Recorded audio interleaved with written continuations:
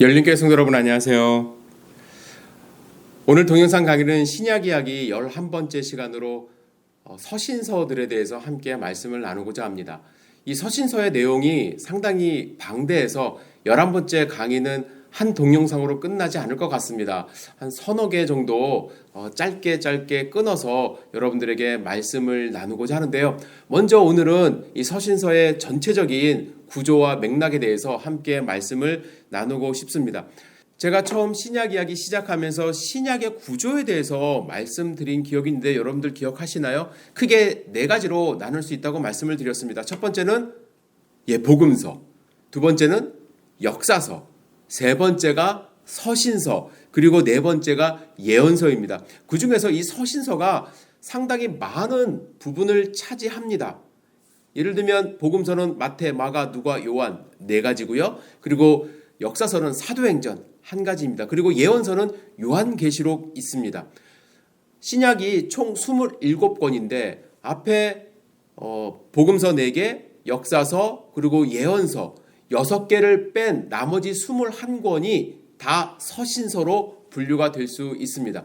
이 서신서 가운데는 사도 바울이 쓴 바울 서신서가 가장 많은 부분을 차지합니다. 13권이 있고요. 그 나머지 이제 베드로, 야고보 이런 초대교회 리더들이 사도들이 쓴 서신서가 그 나머지를 차지한다고 할 수가 있습니다. 자, 여러분들 서신서 한번 처음부터 끝까지 기억나시는 대로 한번 저를 따라서 리마인드 해보실까요?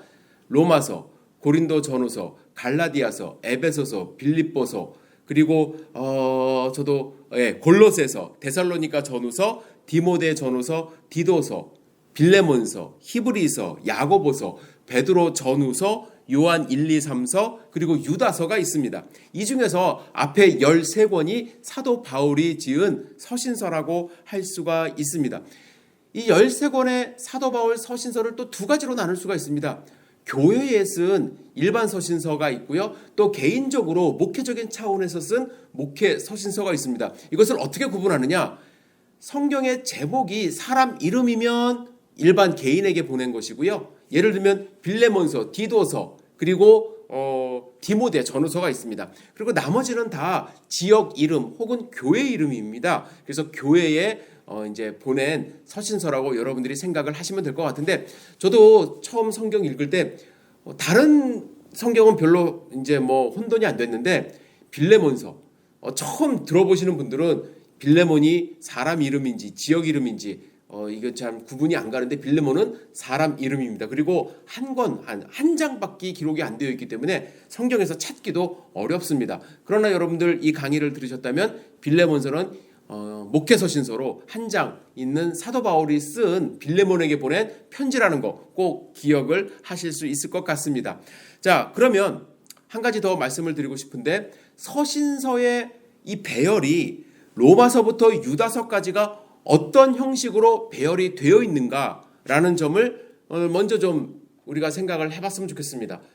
우리는 보통 어떻게 생각하냐면 서신서를 기록한 순차적으로 기록이 되었을 거다라는 그냥 선입견을 갖고 있습니다. 그러나 사실은 그렇지 않습니다. 이게 뒤죽박죽 되어 있습니다.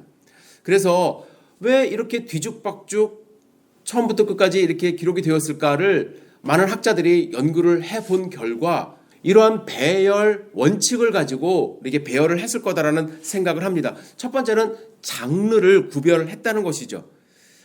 장르를 구별했다는 것은 먼저 사도 바울이 쓴 바울 서신서를 앞에다 놓고요. 그리고 나머지 사도들이 쓴 서신서를 뒤에 배치를 했다는 것이고요. 그리고 사도 바울의 서신서 안에서도 장르를 좀 구분을 해서 일반 서신서를 앞에 놓고 그리고 목회 서신서를 뒤로 놨다라고 이야기를 합니다. 그리고 나서 두 번째 구분을 한 것은 학자들은 이렇게 표현을 하는데요. 다선소후, 많이 쓴 기록이 많은 것을 앞에 놓고 좀 기록이 적은 것을 뒤로 놨다는 것이죠. 그래서 로마서가 기록이 가장 많거든요. 그래서 로마서가 가장 많이 앞에 와 있고, 그리고 사도 바울의 서신서 중에서 가장 적은 빌레몬서가 제일 뒤에 배치가 되었다라고 이야기를 합니다. 그리고 나서는 단선 복후, 이건 어떤 뜻이냐면 한 권으로 이루어진 성경을 앞으로 배치를 했고, 그리고 이제 전후서로 나뉘거나 예를 들면 1, 2, 3서로 나눈 것을 이제 뒤로 갔다 이렇게 이야기를 합니다. 그래서 여러분들 히브리서가 뒤에 이제 그 사도 바울의 서신서 말고 뒤로 갔을 때 앞으로 왔고 그리고 나서 베드로 전후서 그리고 요한 1, 2, 3서 이런 식으로 배치가 됐다라고 이제 추측을 합니다. 여러분들 이건 참고로 그냥 알아두시고요. 그런데 제가 오늘부터 여러분들과 강의를 할 때 가능하면 처음 쓰여진 성경부터 함께 좀 말씀을 나누려고 합니다. 로마서부터 우리가 쭉 나갈 수도 있지만 그래도 사도 바울이 역사적으로 어떠한 과정에서 편지를 교회에 썼는지 우리가 함께 그 마음을 읽기 위하여 가장 먼저 쓴 서신서부터 함께 그 내용을 파악을 하려고 합니다. 그래서 여러분들 가장 먼저 쓴 편지 혹시 무엇인지 아십니까? 사도 바울이 가장 먼저 보낸 서신서 데살로니가 전서입니다. 데살로니가 전서. 데살로니가 전서는 2차 전도 여행 중에 사도 바울이 고린도에 머물면서 이제 디모데로부터 데살로니가의 소식을 전해 들어서 거기에 대한 답변 형식으로 기록한 서신서입니다. 자, 그래서 이 본 서신서가 2차 선교 여행 때 쓴 것이기 때문에 가장 먼저 기록한 서신서일 뿐만 아니라 신약 전체를 통틀어서도 가장 초기의 서신서라고 할 수 있습니다. 여러분 혹시 데살로니가 교회를 기억하시나요? 잠깐 그 기억을 좀 되새겨 봤으면 좋겠는데요. 데살로니가 교회는 2차 선교 여행 때 세운 교회입니다. 처음에 마게도니아 지역에 와서 세운 교회가 빌립보 교회입니다. 빌립보 교회에서 큰 소동이 일어나죠. 귀신 들린 한 여인의 귀신을 쫓아내주는 사건으로 인해서 감옥에 갇히게 됩니다. 그리고 나서 사도 바울이 감옥 간수장의 간청으로 인하여 빌립보를 떠나서 간 곳이 데살로니가입니다. 데살로니가에서 유대인의 회당에서 복음을 증거했을 때 이제 유대인들이 들고 일어나서 사도 바울을 죽이려고 했습니다. 저는 참 성령 하나님의 그 역사가 대단하다고 생각을 하는 것이 데살로니가에 머문 기간이 한 달이 좀 넘지 않았을까? 상당히 짧은 기간 데살로니가에 있을 수밖에 없었습니다. 사도 바울을 죽이려고 유대인들이 달려들었기 때문이죠. 그런데 거기에 교회가 세워진 거예요.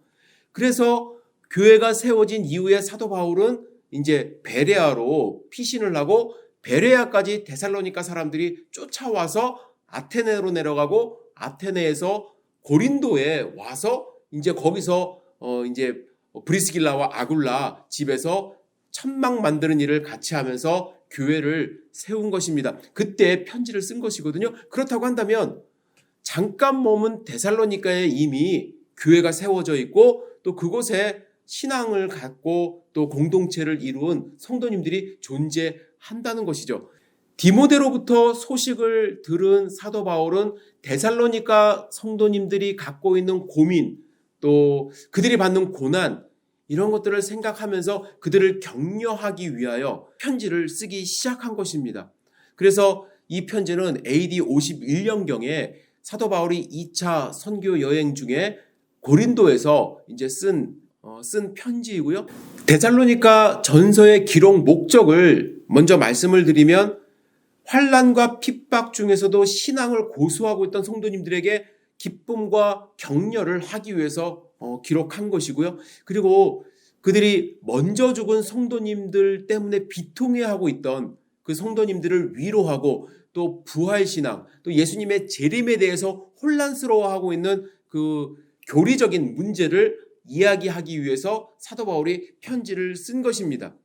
자, 그래서 특징이 있는데 세 가지를 말씀드리겠습니다. 무엇보다도 데살로니가 전서는 초대교회의 주요 관심사였던 예수님의 재림과 성도의 부활 문제를 집중적으로 언급한 종말론적 서신서라고 할 수 있습니다. 그리고 재림과 부활을 소망하는 성도님들이 어떠한 자세로 신앙생활을 해야 하는지에 대한 내용을 담고 있습니다.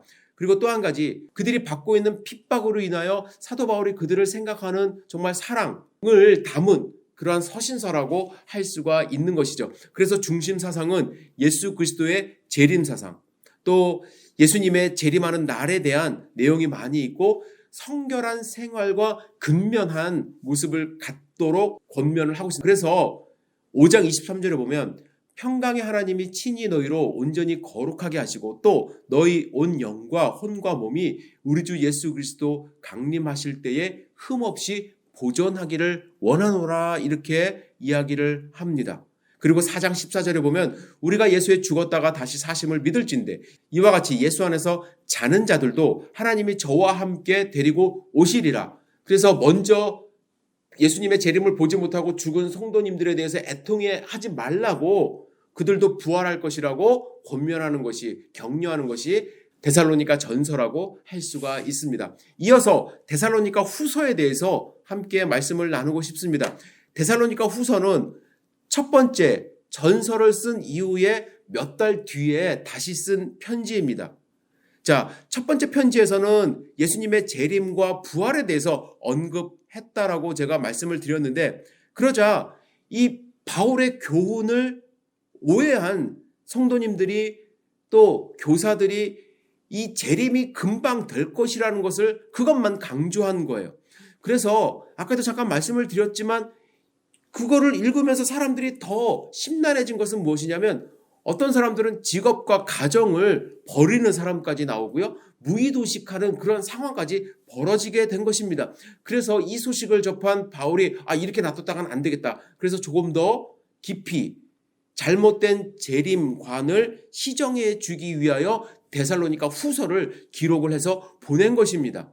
자, 기록 연대는 데살로니가 전서를 보낸 5, 6개월 후라고 알려져 있고요. 그리고 기록 목적은 좀 전에 말씀드린 것처럼 첫 번째 서신 때문에 오해를 하는 교회를 바로잡기 위해서, 그리고 여전히 환난과 핍박이 있는 이 교회를 위로하고 역경을 극복할 수 있는 용기를 주기 위하여 데살로니가 후서를 기록했습니다. 데살로니가 전서와 후서는 모두 예수님의 재림, 또 주의 날, 종말론적인 그런 사상을 담고 있는 교리 서신이라고 할 수가 있습니다.